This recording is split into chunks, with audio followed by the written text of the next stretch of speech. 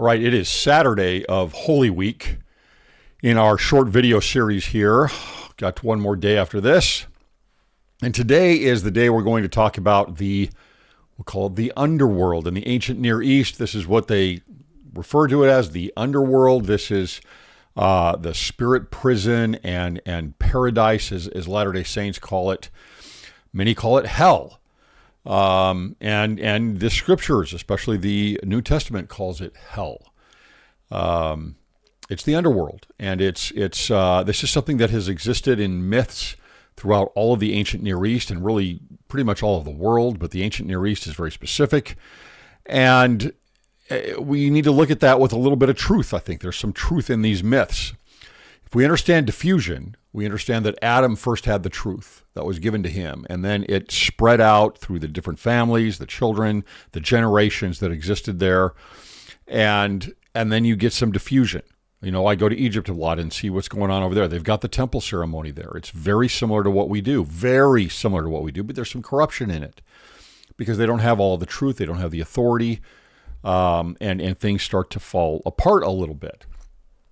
And this is the way it is with all civilizations. You know, Jesus, even in his resurrected form, returned and said that he had other sheep. Well, that's not just the Lamanites and Nephites, right? He has other sheep besides that he may have gone to all of the world. There is teachings there that are diffused, right? They come out and they diffuse and they fall apart and they fall into apostasy. But there's elements of truth in those. And you see this in the ancient Near East with the accounts of the local gods that are overcome by the adversary. They die. They go to an underworld, right? And then they restore order and chaos there. And then in many cases, they resurrect and come back and are glorified as the new king, really, right? It's oftentimes the king or one of the gods that is representing this myth. And this is all going back to a single truth, probably a temple ceremony, a temple drama that was given by the patriarchs, the ancient patriarchs, all the way going back to Adam and Enoch and Noah and Abraham, right? All the way back, and even Joseph, right, of Egypt. And so these ancient myths give a parallel to kind of what's already happening. They tell a similar story to what's going on with Jesus. You can look at, in Mesopotamia, you've got Dumuzi, right, who descends into the netherworld, another term for this, restores fertility or life, right? And there's a death and resurrection theme going on here. You've got Osiris that I talk a lot about here on this channel. And the myth of Osiris, what happens there? He's murdered by an evil brother, and he is restored and resurrects and is now the god of the underworld, so to speak, or the god of those beyond the veil. And this is similar to Christ being, victorious over death. You've got Baal of the Canaanites, and he descends to Mot, which is death or hell, and returns with some help, and he's got a victory then over death and chaos. He restores order. The ancient Israelites used to do this in their ancient temple drama, right, where the king would die. He's killed by the adversary. It might even be one of their enemies, like the Amalekites or whoever they're fighting, or it's Satan himself, and he dies and he goes down below, and he's gone for 3 days, and he comes back in his regalia, and he restores everything. He's resurrected back to glory. This is a story that's been told over and over and over again, even among the Israelites, the ancient Israelites. Ishtar is the same, right? This goddess descends into the underworld, returns, and so you've got a descent. This is important to understand. You've got a descent or a condescension, and then a resurrection or a return up. And this is exactly what we're talking about. And what's interesting here is you've heard me talk about condescension during this series. This is something I talk a lot about because we need to understand this condescension. This condescension is from heaven down to earth.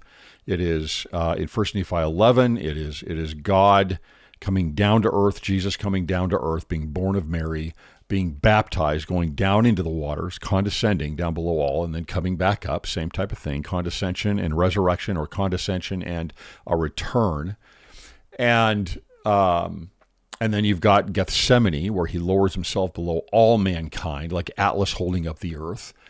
And you have, of course, the cross and the suffering that he goes through from Pilate and the Romans, where he is scourged and beaten and mocked, the purple robe, the staff, and the thorny crown that is given to him.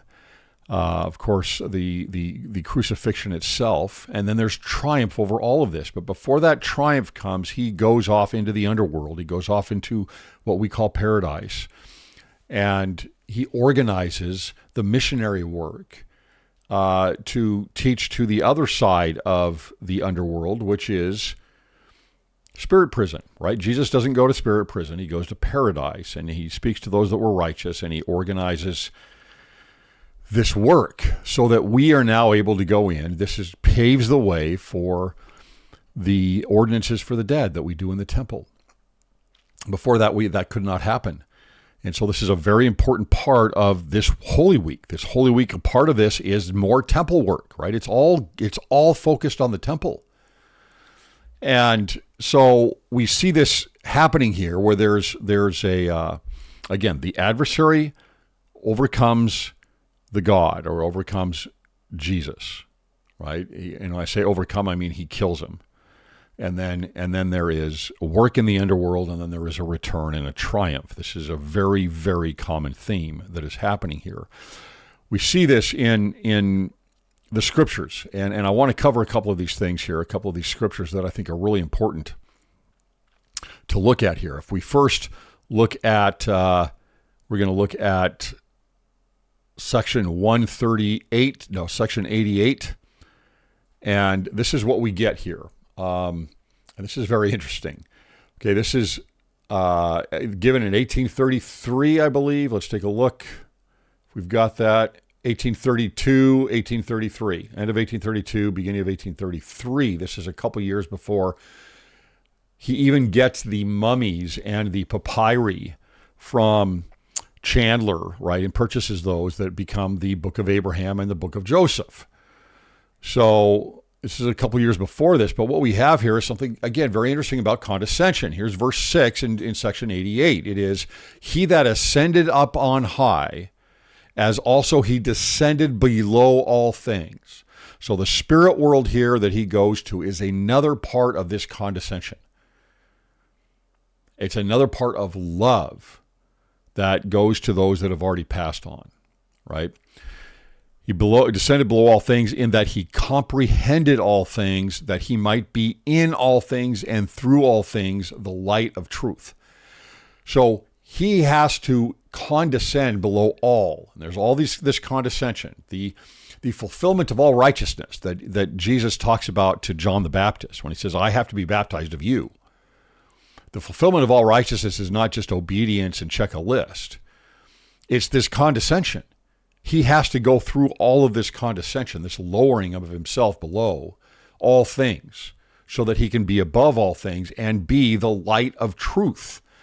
And this light of truth, and I come back to the book of Abraham here again in chapter 3, where we get the kolob and the olablish and the kokabim and the light and the revolutions and this hierarchical structure, this hierarchical structure of the cosmos and then of the spirits. And he is the greatest of them all, right? Why is he the greatest of them all? Because he descends below all. The greatest among you shall be the least among you, as we talked about with the Last Supper. So it's very interesting here, right? This creates the light of truth. This is part of the light of truth, which is done through love. In verse 7, which truth shineth, this is the light of Christ. So this light of Christ is produced through this love. This order is produced through this love, right? As also he is in the sun and the light of the sun. He is in the moon and he's the light of the moon, and also the light of the stars and the earth also.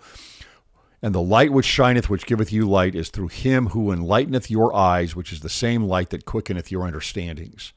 So that whole hierarchical structure that we had in chapter 3 of Abraham, right, is all about the greatest of them all, who is the one who descended below all. And again, the spirit world here is another part of this condescension that we get in this Holy Week that happens here. And that is the love of God. This is exactly what the angelic host with Nephi is explaining about the tree of life. That love of God, when you partake of that fruit, is about his condescension. It's exactly what the angelic host says. It's about his condescension. Okay? So again, I want to read verse 6 again here. He that ascended up on high, as also he descended below all things. So the work for the temple that we do is because of Jesus descending below all things and descending below into Hades or hell or paradise. Those are all the same thing in different myths and terminology, the underworld, right? To condescend with love, to organize things for the temple work that would be carried out later on. Okay. I think this is a very important thing to understand about the Holy Week. It's based on this condescension, and it is based on this the temple. It's all focused on the temple here. Okay. So I want to go into section 138 now. Remember, this is Joseph F. Smith. He gets this through vision. Very important. This revelation comes through vision. So many of these revelations come through vision, whether it's Lehi, Joseph Smith, Joseph F. Smith here, the nephew of Joseph Smith. He says here, and reflecting upon the great atoning sacrifice, the condescension of God, right, that was made by the Son of God. That's the right title in the right place. Son of God means condescension. For the redemption of the world, and the great and wonderful love, here's the love again, made manifest by the Father and the Son in the coming of the Redeemer into the world, right? That condescension is love. That through his atonement and by obedience to the principles of the gospel, mankind might be saved. Now, this is an important thing I'm just going to bring up because of the way the culture is going in the church right now. And that is the redeeming sacrifice of Jesus Christ does not give us exaltation. Okay, there are two sides of the coin, and we are getting more and more focused on just that one side. Well, Jesus loves me. God the Father loves me, and that's all that matters. But that's not true. That's only one side of the coin. The other side of the coin is, do you love God? And do you obey the commandments? And that's how you show that you love God, by obeying the commandments. If you love me, obey my commandments, right? Put on the character of God. And that's exactly what Joseph F. Smith says here in verse 4, that through his atonement and by obedience to the principles of the gospel. So it's two-sided. Mankind might be saved. Okay, he's talking about exaltation here. And while I was thus engaged, my mind reverted to the writings of the Apostle Peter, to the primitive saints scattered abroad throughout Pontus, Galatia, Cappadocia, and other parts of Asia where the gospel had been preached after the crucifixion of the Lord. He talks about the third and fourth chapters of Peter. Now let's go over there. I want to go to the third chapter of Peter here and focus in. Now, Peter is great. First Peter is all about a hierarchical structure. It's all about this concept of DBR that I've talked about. It's very, very good, right? And he goes right in here and talks about things that are very related to what Jesus has done. Verse 14, if ye suffer for righteousness' sake, happy are ye. If you condescend, right? For it is better if the will of God be so that ye suffer for well-doing than for evil-doing. For Christ also hath once suffered for sins, the just for the unjust, and get this about the spirit world, that he might bring us to God, being put to death in the flesh, but quickened by the Spirit, by which also he went and preached unto the spirits in prison. That's in the New Testament. Okay, so here, right in the right proper context of condescension and love, you have Jesus here by Peter talking about him going to the spirit prison when he is put to death in the flesh.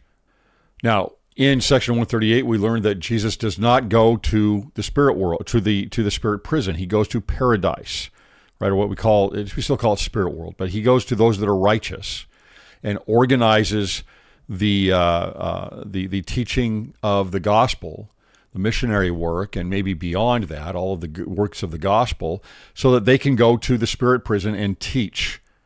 So he's creating order and structure and the gospel and bringing light and truth to all mankind, even to the dead. And so we get these, again, parallels of the ancient Near East and different myths that we have in here. There is some truth with these things. It's not just a bunch of paganism. Yes, it's corrupted. Yes, we preach against it because it's corrupted. But understand that there was truth there. There was originally truth, and they're borrowing this from truth. And then there's the philosophies of men and corruption and power that gets involved in this. But, the whole themes here with Christ going down into the spirit world, you've got divine descent, liberation from death and chaos and sin, a restoration of order that he's bringing to the spirit world. And then, of course, he's going to have a return to triumph as he gets resurrected. This is the story. This is the mythology. So Jesus, in his condescension, in his love, produces the light that helps us see the way, the truth. And this love that he has is combined and cannot be separated from truth. They're one and the same. The Holy Week is about he's the king entering in, but he is also the least among us in the sense that he is the one that will lower himself below all mankind. He will condescend. And him going to the spirit world here is all fulfillment of that story, of that account around the world, really, where he will restore order and triumph over all through his resurrection, giving us the opportunity, not the guarantee, giving us the opportunity to love him, to obey the commandments, to put on the character of God, and return with him as a joint heir with our Father in heaven. I'll talk to you tomorrow.